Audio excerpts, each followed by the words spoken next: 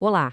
Hoje nós vamos mergulhar num desafio que tira o sono de muito produtor e agrônomo no Brasil: as sementes esverdeadas de soja. O nosso objetivo aqui é fazer um diagnóstico técnico, bem direto ao ponto, para a gente entender a fundo o que causa o problema, qual o real impacto disso na lavoura e, o mais importante, quais são as saídas que a tecnologia e a genética nos oferecem hoje. Bom, o nosso roteiro é este aqui. Primeiro, a gente define o que é o problema. Depois, vamos ver o impacto duplo que ele causa, tanto para quem vende grão quanto para quem produz semente.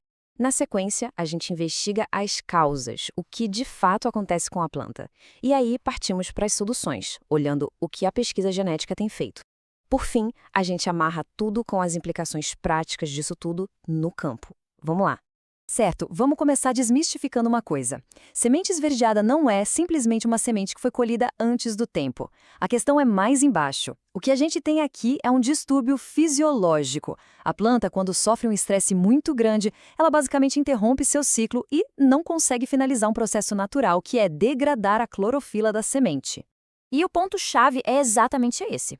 No finalzinho da maturação, a soja tem que quebrar essa clorofila para a semente ficar amarelinha, certo? É um processo metabólico normal. Só que um estresse muito forte, como uma seca ou um calorão, chega e pá, interrompe tudo. A clorofila fica presa ali e o resultado é o que a gente vê: sementes com manchas verdes ou totalmente verdes. É um sinal claro de que alguma coisa deu muito errado no final do ciclo. Ok, agora vamos falar de prejuízo. E o interessante é que esse problema ataca em duas frentes bem diferentes. Uma coisa é o impacto para quem produz grão para vender para a indústria. Outra, bem diferente e talvez mais grave, é para quem produz semente. Para quem vende grão, a dor de cabeça na qualidade e no bolso. A clorofila que sobra ali contamina o óleo, deixa ele esverdeado, e isso deprecia o produto. A indústria paga menos, tem desconto no preço, sem falar que até a colheita e a secagem podem ficar mais complicadas. Agora, para o produtor de sementes, aí a conversa é outra. É uma verdadeira crise de viabilidade.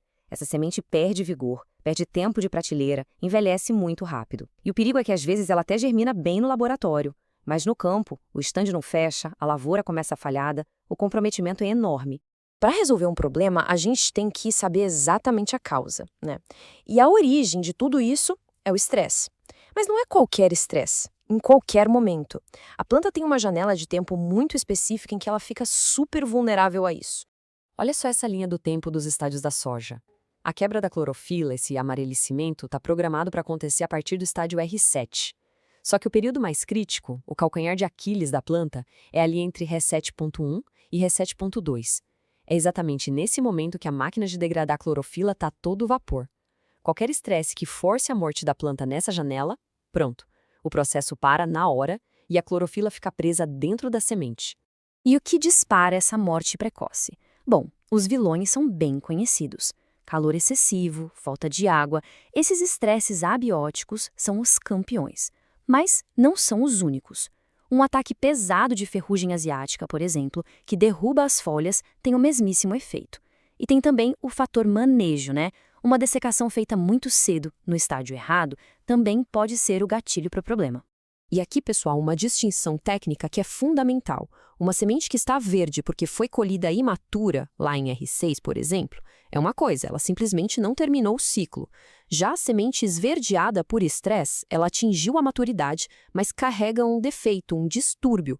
São duas coisas fisiologicamente diferentes, e confundir esses dois diagnósticos leva a decisões completamente erradas no campo.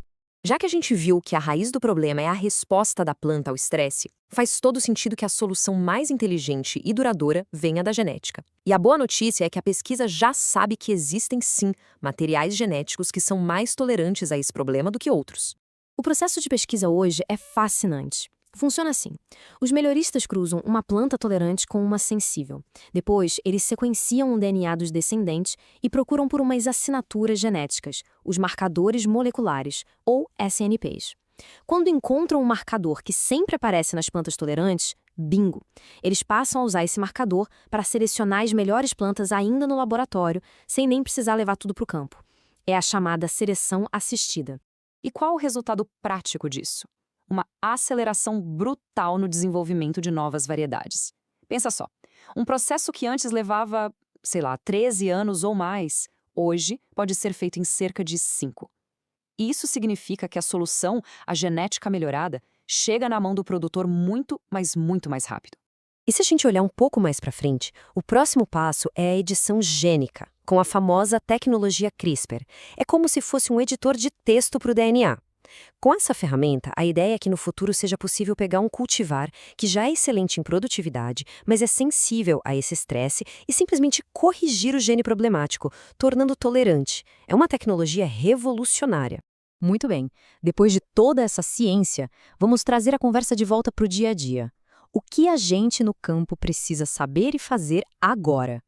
E no que a gente tem que ficar de olho para o futuro? Guardem esse número, 10%. As pesquisas mostram que esse é o limite. Lotes de semente com mais de 10% de grãos esverdeados já representam um risco agronômico muito alto. A chance de ter um estande falho e comprometer a lavoura desde o início é grande demais. Então, para resumir o que a gente leva para casa. Primeiro, olho vivo na semente, monitore a porcentagem de esverdeamento usando esses 10% como um sinal de alerta. Segundo, vamos disseminar a informação correta. A causa é estresse, é fisiologia, não é só erro de colheita. Terceiro, fique de olho nos lançamentos, busque por cultivares que já tragam no seu DNA essa maior tolerância. E para os colegas melhoristas, o recado é claro, a seleção assistida é o caminho mais rápido e eficiente para entregar essa solução que o campo precisa. E a gente encerra com essa pergunta para reflexão. Porque, no fundo, o esverdeamento da soja é só um sintoma de um problema muito maior: a pressão crescente do clima sobre a nossa agricultura. A busca por essa genética tolerante, portanto, não resolve só um problema. Ela é um pilar fundamental para a gente construir uma agricultura mais resiliente e preparada para o que vem pela frente. E a genética, sem dúvida nenhuma, é a nossa principal aliada nessa jornada. Muito obrigada.